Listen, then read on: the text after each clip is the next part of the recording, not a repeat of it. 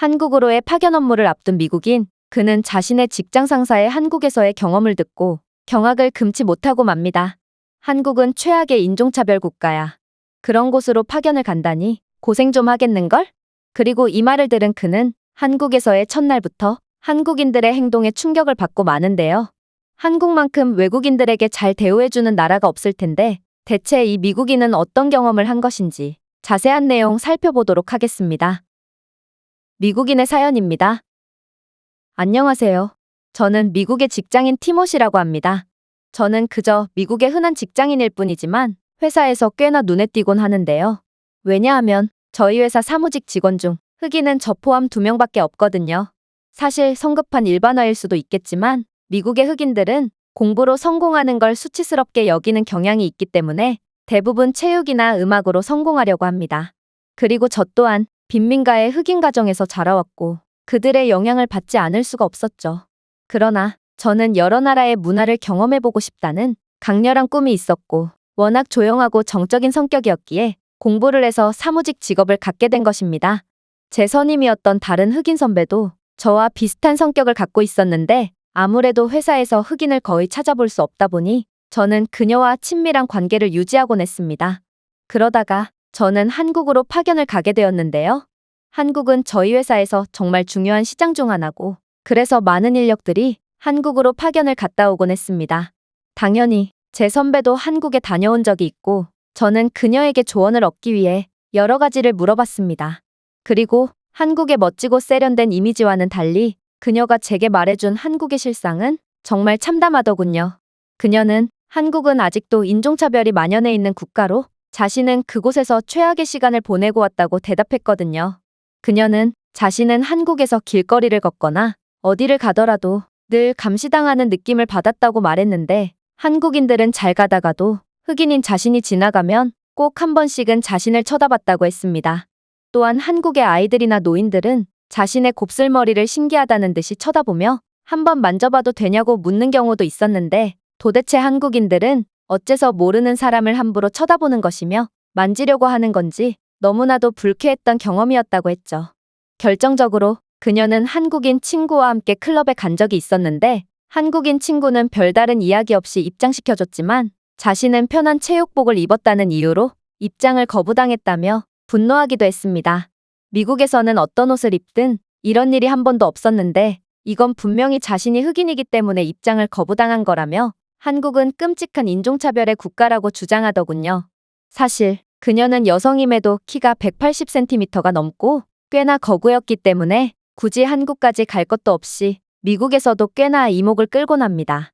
그리고 최근에 한국을 다녀왔다는 제 여동생은 제 선배가 말한 경험과는 반대로 몹시 즐거운 시간을 보내다가 왔다고 주장했기 때문에 저는 대체 누구의 말을 믿어야 할지 몰라 혼란스러워졌죠.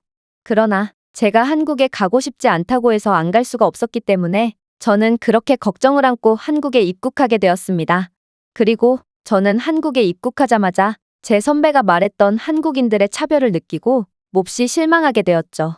왜냐하면 제가 공항을 빠져나옴과 동시에 한국인들은 정말로 하나같이 저를 힐끔힐끔 쳐다봤기 때문입니다. 또한 이유는 모르겠으나 대중교통이나 공공장소에서 다른 자리가 많음에도 한국의 노인이나 어린아이들은 꼭 제 옆으로 와서 앉았고 제게 한국어로 말을 걸더라고요. 내성적인 성격이었던 저는 이들의 행동이 무척이나 부담스러웠고 선배가 한국은 인종차별의 국가라고 말한 것이 계속 떠올라서 뭔가 찜찜해졌습니다. 이들이 제게 차별적인 행동을 하려고 그러는 건 아닌지 걱정됐거든요. 하지만 그러기엔 뭔가 이상했어요. 한국인 직장 동료들은 제게 하나라도 더 도와줬으면 도와줬지 절대로 제게 차별적인 행동을 하지 않았고 식당에 가서도 한국인들은 한국어가 서툰 저를 위해 오히려 자신들이 직접 영어를 사용해주며 저를 배려해줬거든요. 심지어 한국의 관광지도 제게 놀라운 모습을 보여줬는데요. 보통 외국인들에게 더 많은 관광지 요금을 부과하는 국가는 많지만 오히려 외국인 요금이 자국민 요금보다 저렴한 국가는 제가 알기로 없습니다.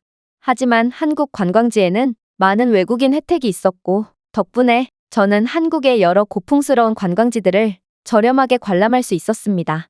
그리고 한국에서 동료들과 협업을 진행하면서 저는 한국어 실력이 급속도로 향상되었고 한국어 실력이 느니까 한국에 대해 조금 더 많은 것들을 알 수 있게 되었는데요. 저만 보면 제 옆에 앉던 한국의 노인분들이나 어린아이들은 나쁜 의도가 있었던 게 아니라 그저 제 국적이 궁금했던 것이었고, 제가 한국어로 제 국적을 알려주며 인사를 건네면 그들은 굉장히 좋아하며 자신들이 가진 음식 등 뭐 하나라도 제게 나눠주려고 하더라고요. 또한 이렇게 한국인들에 대한 의심을 버리니 한국인들은 생각보다 저를 그렇게 쳐다보지도 않고 있었다는 것도 느꼈습니다. 그저 제 피해의식이 저를 더욱 예민하게 만들었을 뿐이었던 것이죠. 심지어 한국인들은 같은 외국인이라도 백인들에게는 관심조차 없었는데요. 아마 최근 들어 수많은 외국인들이 한국을 찾고 있고, 이들은 거의 다 백인이라 한국인들은 백인들을 너무 많이 봐서 이제는 질려버린 것 같았습니다. 그래도 한국에는 아직까지는 흑인 인종이 많지가 않아서 그나마 저를 보고 호기심을 느낀 모양이었죠. 그리고 이쯤 되니 저는 남아시아나 동유럽 등에서 겪었던 경험들이 떠오르게 되었는데요. 그곳의 사람들은 저 같은 외국인을 보면 뚫어져라 쳐다보는 것은 기본이고, 만지거나 돈을 구걸하고 심지어 돈 될 만한 것을 내놓으라며 협박을 하기도 했거든요. 하지만 한국인들은 그저 저를 쳐다만 봤을 뿐 제게 무례하게 구는 사람들은 단 한 명도 없었습니다. 물론 그렇게 쳐다보는 사람들마저 제가 안녕하세요라고 먼저 인사를 건네면 그들은 하나같이 아름다운 미소를 보이며 인사를 받아줬죠. 그렇게 제가 한국에서 즐거운 시간을 보내던 중에 꽤나 긴장을 하게 되는 일이 생겼습니다. 바로 회사 동료들과 함께 한국의 클럽을 가기로 했을 때였는데요. 제 선배는 클럽에서 명백한 인종차별을 당했다고 주장했고, 그녀의 일화는 저를 엄청나게 긴장시켰죠. 그리고 슬프게도 한국의 클럽에 도착했을 때 저는 한국은 정말로 인종차별이 만연한 국가임을 확신했습니다.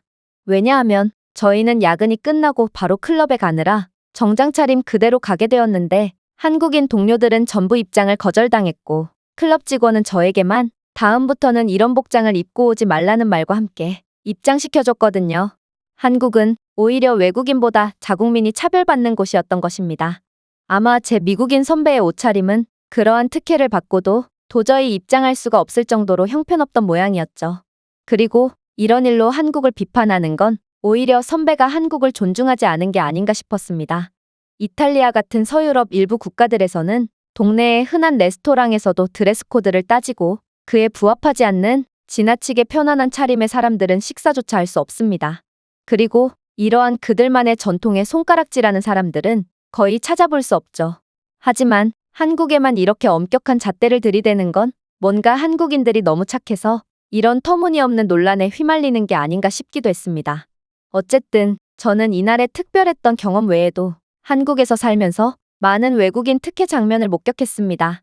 한국의 수준 높은 치안은 거저 얻어진 게 아닌지 곳곳에서 경찰서와 경찰인력들을 발견할 수 있었을 뿐만 아니라 애초에 한국인들의 시민의식 자체가 뛰어나서 다른 사람들에게 피해를 줄 생각조차 안 하고 있더군요.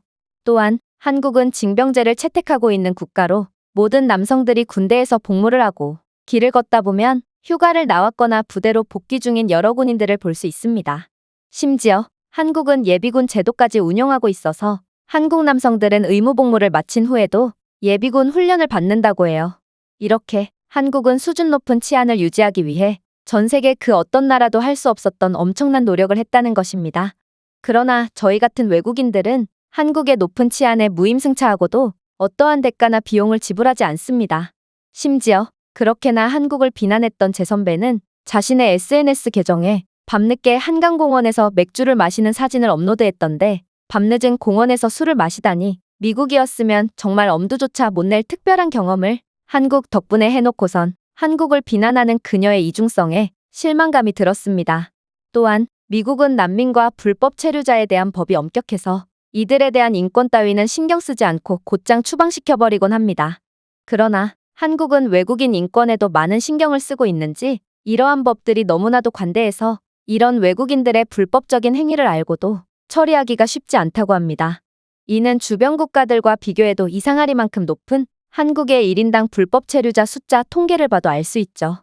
실제로 한국 곳곳에 중국인 불법 체류자들이 집단으로 거주하고 있고, 이들은 한국인들에게 많은 피해를 입히고 있다고 합니다. 그 외에도 한국인들이 피땀 흘려낸 세금으로 많은 외국인들이 무료로 세계 최고의 인프라와 시스템들을 누리고 있고, 엄청난 안전은 덤으로 누리고 있음에도 한국인들은 이를 억울하게 생각하지 않습니다. 오히려 한국인들은 그들이 제게 그랬던 것처럼 외국인들에게 늘 호의적이고 친절한 태도로 대해주고 있죠. 한국에서 1년도 채 살지 않았던 제가 봐도 이 정도나 되는데 어떻게 이런 나라를 보고 차별의 국가라고 생각할 수가 있는지 저는 선배의 의견에 도저히 공감할 수가 없었습니다.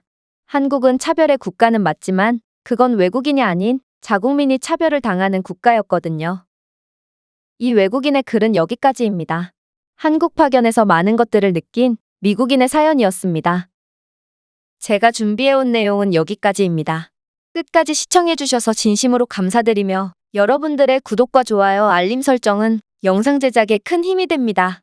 이상 세모튜브였습니다.